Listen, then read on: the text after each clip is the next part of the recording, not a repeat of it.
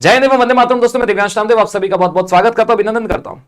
दोस्तों अमेरिका ने भारत को हेल होल कंट्री बोला, लेकिन उसके तुरंत बाद डोनाल्ड ट्रंप का एक स्टेटमेंट आता है, वो क्लैरिफिकेशन देते हैं और बोलते हैं Bharat is a great country.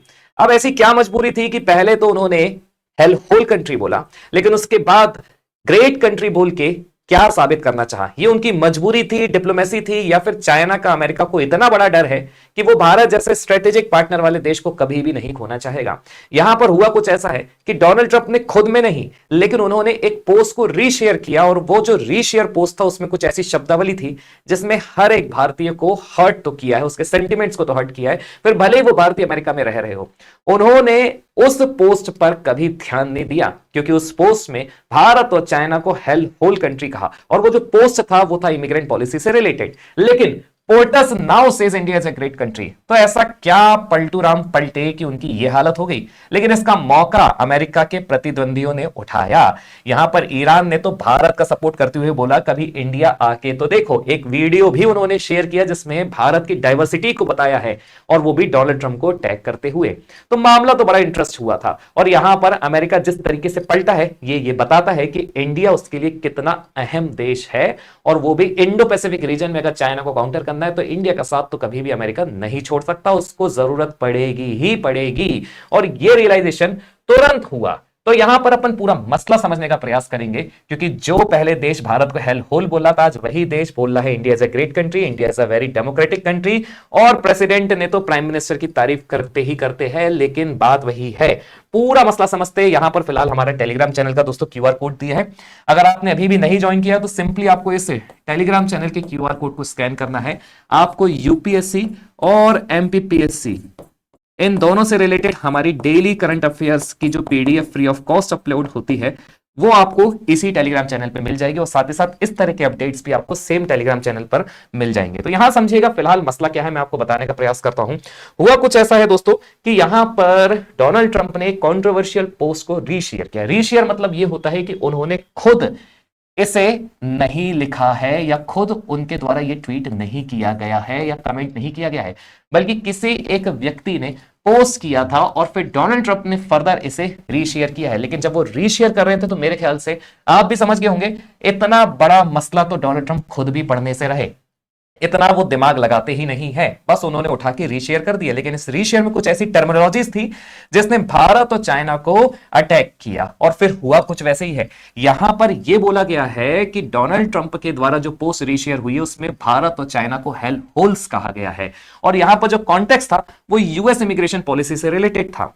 वैसे तो यहां पर जो आपको फिर से स्टेटमेंट में बता दूं कि ट्रंप ने खुद नहीं लिखा है, लेकिन हां बाद में इसको ग्लोबली एम्प्लीफाइड किया गया। मीडिया ने अपना एक अलग नैरेटिव जड़ा, और फिर बाद में ईरान के माध्यम से भारत को जो सपोर्ट मिला, फिर आप बोल सकते हैं कि अमेरिका ने फिर तुरंत उसका स्टेटमेंट भी चेंज किया। लेकिन वही बात आ रही है, अब यहां पर नैरेटिव्स गढ़ना यहां पर लोग अपना चालू कर चुके हैं। आपको तो मैं बता देता हूं पहले कि किस तरीके से यहां पर बोला है और क्या यूएस की इमिग्रेशन पॉलिसी है। तो आप अच्छे से जानते हैं कि जो यूएस का जो बर्थ राइट सिटीजनशिप डिबेट है, जो इस पर्टिकुलर ट्वीट में बताया गया है, वो 14th अमेंडमेंट के ऊपर बेस्ड है। मतलब अगर कोई भारतीय H1B वीजा लेकर यूएस जाता है और वहां पर उनका बच्चा होता है, तो वो ऑटोमेटिकली यूएस सिटीजन बन जाता है। बाद में वो अपनी फैमिली को स्पॉन्सर कर सकता है और यूएस की सिटीजनशिप दे सकता है। अब अपने आप में इस ट्वीट के माध्यम से ये जो पूरी प्रोसेस है, मैकेनिज्म है, ये उनके लिए चेन रिएक्शन है, और विशेषकर उस सरकार के लिए जो बोलती है अमेरिका इज फॉर अमेरिकन। तो जाहिर सी बात है हर्ट तो होंगे ही होंगे वो लोग, क्योंकि अगर बात की जाए आज यूएस में जितने भी सबसे इंपॉर्टेंट आपके इंस्टीट्यूशंस है, फिर आप इंडस्ट्रीज बोल दे या फिर आप बोल ले स्टेम, तो यहां पर आपको अधिकतर अगर कोई देखने को मिलेगा तो वो इंडियंस ही देखने को मिलेंगे। और अकेले इंडियंस यूएस में नहीं है भाई साहब, आप दुनिया के किसी भी कोने में चले जाओ, भारतीय आपको वहां खड़ा मिलेगा ही मिलेगा। मतलब भारतीय जो है वो सबसे ज्यादा दुनिया में स्किल्ड लेबर देती है, और बस बात वही आ रही है, इससे हर्ट कौन हो रहे हैं? अमेरिका और उनके सहभागी। इसलिए ये कंट्रोवर्शियल इसलिए हो जाता है पर्टिकुलर इस इमिग्रेंट पॉलिसी को लेकर, मतलब यहां पर इसके माध्यम से इन्होंने चेन माइग्रेशन को बताया है, लेकिन इसी में जो कॉन्टेक्स्ट था, जो वर्डिंग थी, वो अपने आप में हर्ट कर रही थी, क्योंकि यहां पर इसी में बोला गया है कि इंडिया और चाइना ये सब हेल होल कंट्री है। यहां पर a baby here become an instant citizen and then they bring the entire family in from China or India or some other hellhole on the planet. You don't have to go too far to see that English is not spoken here anymore, that there's almost no loyalty to this country among us the immigrants class coming in today. तो अपने आप में यही statement था जो globally फिर further amplified हो जाता है। अब भारत क्यों मेंशन हुआ मैं आपको बता देता हूं, क्योंकि it is a major source of skill migrants. सिर्फ यूएस की नहीं बात करेंगे, यूरोप का भी आप एग्जांपल ले सकते हैं। और भारतीय का अगर प्रेजेंस की बात की जाए, आईटी में अव्वल, मेडिसिन में अव्वल, एकेडमिया में अव्वल, मतलब यहां पर जो रेफरेंस का की एक कंट्री थी वो भारत और चाइना ही थी। अब बात वही आती है कि अब हेल होल रिमार्क के बाद, और हेल होल रिमार्क जब दिया गया तो ये मैटर क्यों करता है, क्योंकि इसने भारत और अमेरिका के कुछ ही मोमेंट के लिए, लेकिन हाँ टेम्परली, जो हम दोनों देशों के बीच में डिप्लोमेटिक रिलेशन से उसे तो वायलेट किया, नॉर्म्स को वायलेट किया। और उसके तुरंत बाद जो एक बैकलैश मिला है वो आपके सामने है, और यहां पर डैमेज भी हो सकते थे रिलेशन। लेकिन वही बात है कि आप जिस भी तरीके से डिप्लोमेसी में कोई भी भाषा जब आप यूज करते हो तो वही आपकी स्ट्रेटेजिक टूल होती है। आपने रिमार्क तो दे दिया, लेकिन हाँ उसके तुरंत बाद जो आपने डैमेज कंट्रोल किया, डैमेज कंट्रोल जो आपने किया भारत को, Bharat is a great country बोलकर, यहां पर जाहिर सी बात है भारत ने भी उसी तरीके से फिर जवाब भी दिया। मिनिस्ट्री ऑफ एक्सटर्नल अफेयर्स ने यह बोला कि we have seen the comments as also the subsequent statement issued by the US embassy in response.